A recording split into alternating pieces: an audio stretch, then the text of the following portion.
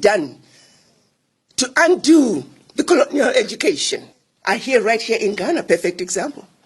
There's not a single Kwame Nkrumah book that is required reading in the Ghanaian educational system. Whose problem is that?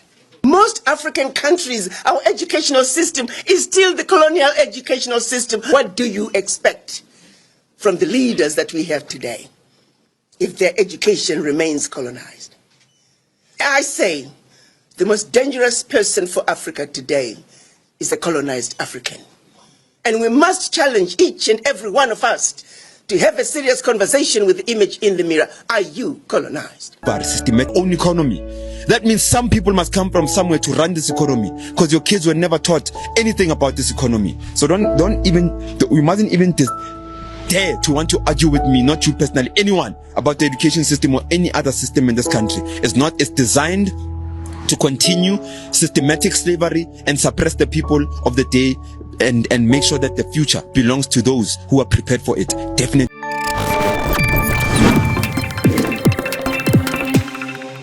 In fact, what the West and Europe did to Africa is something that has to be condemned. Seriously, it has to be condemned. Because when we talk of indoctrination and brainwashing, Africa is the worst victim. Yes, the African man is the worst victim. Because, indoctrination has certain keys, and they saw how to apply those keys to us. One, through education. They gave us what has to be their way of education, and we adopted it and adapted to it.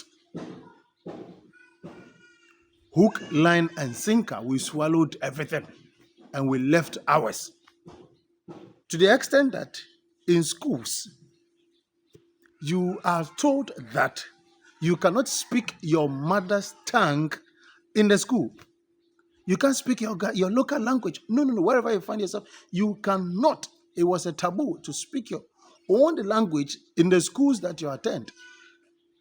And so where I attended my school, we were told that Operation Speak English is still on.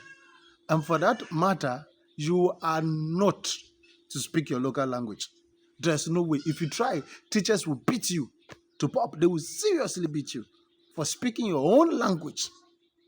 Yes, this is what happened, and it is still happening.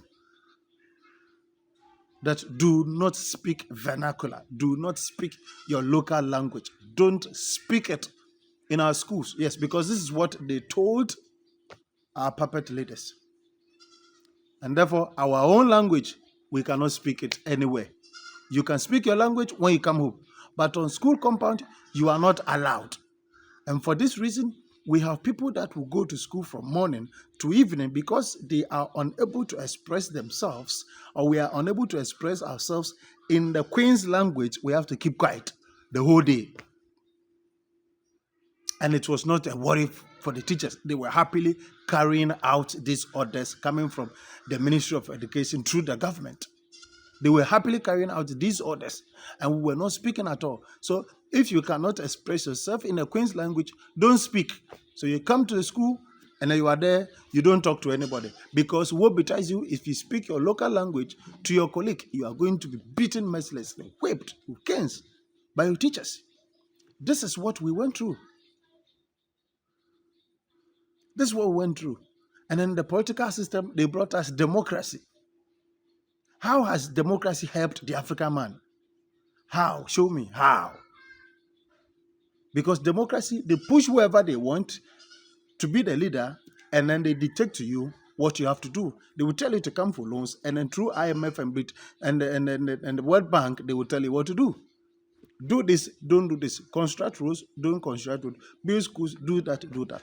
And this has been the suffering of the African man. The nigger is still suffering. What are we talking about? Let's look at military training. They will come and train you, your military. They will show you the tactics that they know. They will show you, and then are you telling me that they are going to show you everything? No way. They will show you what, in case you want to rise and fight them, they have other tactics they didn't tell you. That is what they are going to use against you. In fact, they have these weapons. The worst of all the keys, the worst of all the means was religion. Yes, religion. That shall not kill. In fact, the root of money is the root of all evil. They brought the Bible. When we Africans resisted the slavery, then they brought the Bible with the missionaries. And then in the Bible, they tell you that money is the root of all evil. So you are not. No. Money, don't go near money. You don't need it. What is good? Why do you need it? When you die, you are going to walk on gold in the streets of heavens. And your reward is in heaven, not here. And then they were collecting the gold and taking them away. Your reward is in heaven. So, you don't need this gold. You don't need it. You don't need all these resources. No. You don't need it. Your reward is in heaven. You will die, go to heaven, and then you go and walk on gold. What will the walking on gold in heaven do to the African man? What will that do to him? When you are taking the gold, build your country, enjoy life, then the nigger is still suffering down here. And then they tell you that if you are rich, you won't even go to heaven. So don't bother yourself getting rich. No. Don't try getting rich, because rich men will not go to heaven. And then they brought that. And then the African man, once again, adopted and adapted hook, line, and sinker. And that is what we know. To the extent that you are even told that when you are going to church and you meet the white man, go back, you just met Jesus or you met God. This is how serious it was, and this is how serious it is. And it's still going, because we have pastors who are getting richer day in, day out, buying private jets, and then telling church members that they should donate for God. God needs money. What is he using the money for? They will use the money to enrich themselves, give their kids the best of education, buy all that is necessary for good life, and then the church members continue to wallow in poverty. These are their agents now, pastors. And that's what they are doing to the African man. And our leaders don't see anything wrong with that. And church members continue to get poor when the pastors are getting rich at the expense of the church members. Because the church members have to, their reward is in heaven. So they don't need, money or anything for that matter, for anything here. When they die and they go to heaven, they are going to walk on gold. What mentality? What mentality? The white man has really, really, really suffered the African man. Let me put it this way. You have really suffered the African man, and we have years and miles and years to catch up. And still, we do not have the people who will rise to the occasion and say enough is enough. And say enough is enough. And this is where we still find ourselves.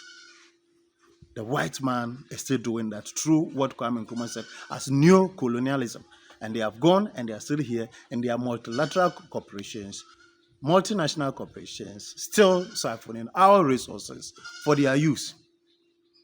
Kindly share this video and then like and then subscribe, and then let me know what you also think as an African man, or even as a white man, European, or what. Just tell me what you think. Thank you.